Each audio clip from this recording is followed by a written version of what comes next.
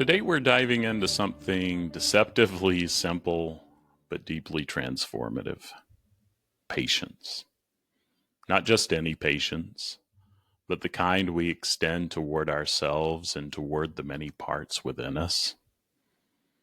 Let's start with this.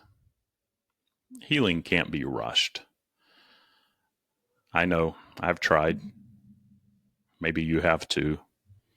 Especially when I first started doing IFS work. I had this strong, urgent part that wanted everything fixed now. I have clients that come in with these parts too, and sometimes it's frustrating to have the patience to slow down, to build trust with those protectors. It's not just about being efficient.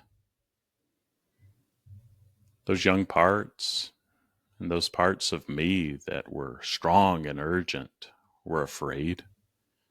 It's hard for them to believe it, but in moving slower, we do move faster. But you can't see it on the side of that urgency, and it makes sense that those parts are there.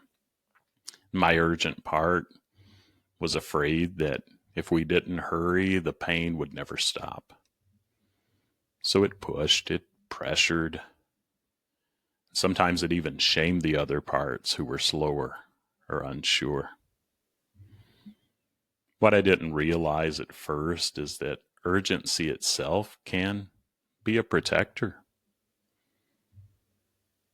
A manager part trying to prevent us from feeling deeper,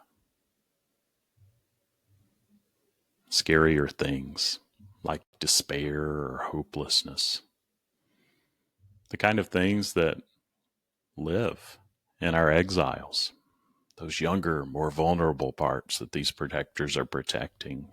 Sometimes those self-like parts show up too that do have a lot of compassion or patience.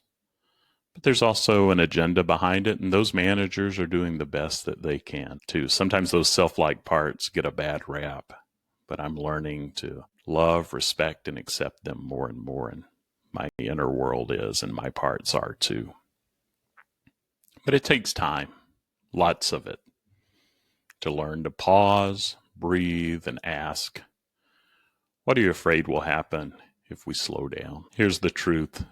Some parts of you will never move faster just because you want them to. They move at the pace of trust, and the pace of safety, at the pace of presence. And when we can show up with patience over and over again, that in itself is a big part of the healing.